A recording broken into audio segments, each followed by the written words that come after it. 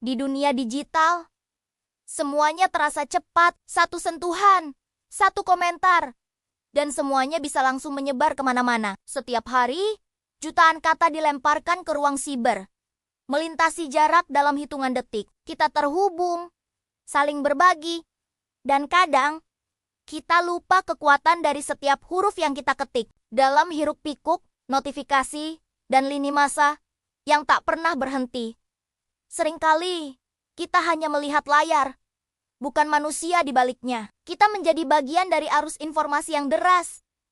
Kadang tanpa sadar ikut mendorong ombak yang bisa menenangkan, tapi juga bisa menenggelamkan. Pertanyaannya, peran apa yang kita pilih dalam ekosistem digital yang kita bangun bersama ini? Ini Raka, seorang remaja yang dunianya berputar di sekitar layar ponsel. Baginya, media sosial adalah panggung utama, tempat ia bisa menjadi siapa saja dan mengatakan apa saja. Seperti banyak dari kita, Raka sangat aktif berinteraksi. Jempolnya lincah menari di atas keyboard, meninggalkan jejak di berbagai postingan. Dia suka tertawa, suka menjadi pusat perhatian, dan seringkali dia lupa bahwa kata-kata yang ia ketik punya arti lebih dari sekadar teks di layar. Baginya, sebuah komentar hanyalah selingan singkat, cara cepat untuk berekspresi tanpa memikirkan konsekuensi. Raka belum menyadari bahwa setiap ketukan jarinya mengirimkan getaran ke dunia nyata. Getaran yang bisa dirasakan oleh orang lain.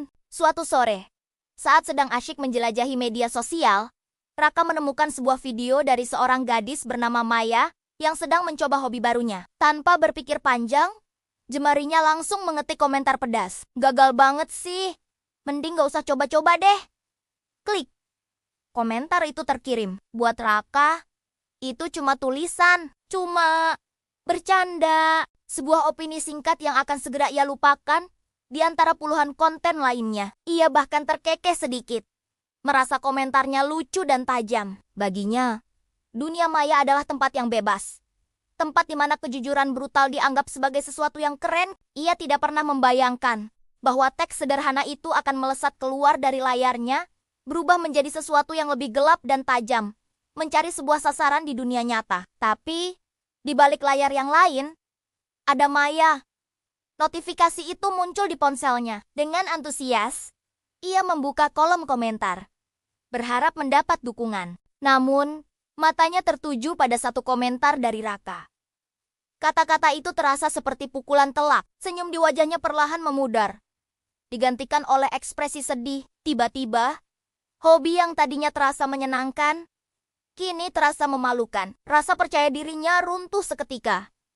Bagi Raka, itu hanya kalimat iseng. Tapi bagi Maya, itu adalah validasi dari ketakutan terbesarnya. Sebuah komentar singkat dari orang asing mampu merusak harinya, bahkan mungkin mimpinya. Di kamarnya yang sunyi, Maya hanya bisa menatap layar dengan perasaan terluka.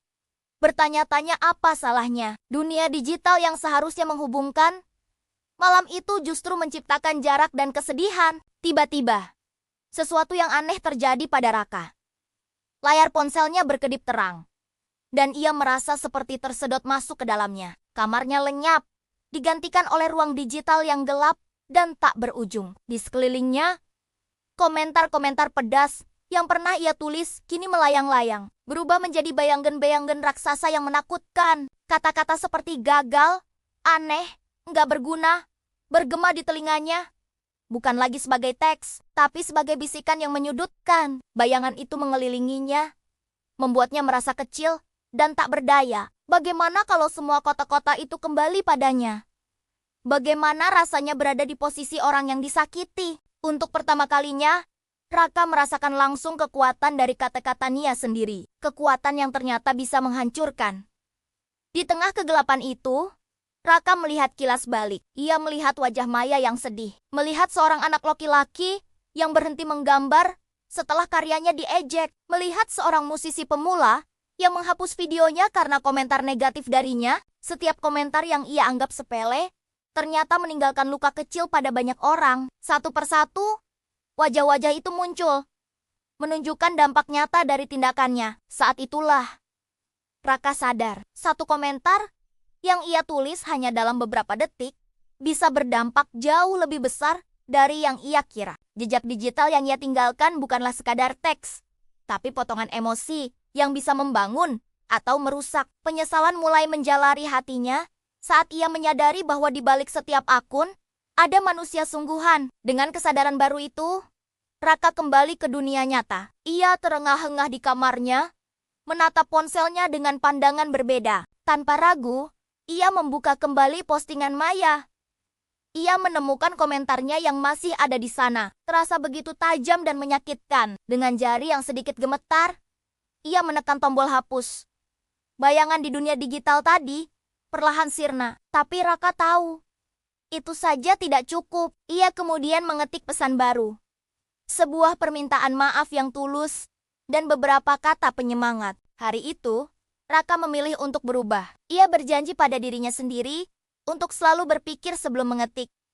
Menggunakan kata-kata Nia untuk membangun, bukan untuk meruntuhkan. Kisah Raka dan Maya mengajarkan kita sesuatu yang sangat penting. Di balik setiap layar, setiap profil, setiap akun, ada manusia dengan perasaan yang nyata. Ingatlah, jejak digital itu permanen. Apa yang kita tulis hari ini bisa tetap ada dan berdampak di masa depan.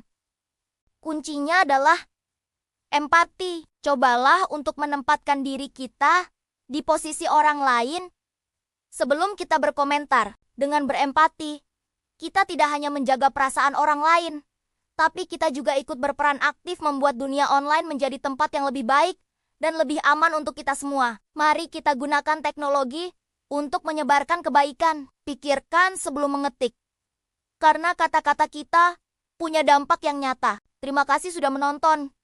Dan jangan lupa, like, komen, dan share agar Tuminmen lainnya ikut berhati-hati dalam bersosial media.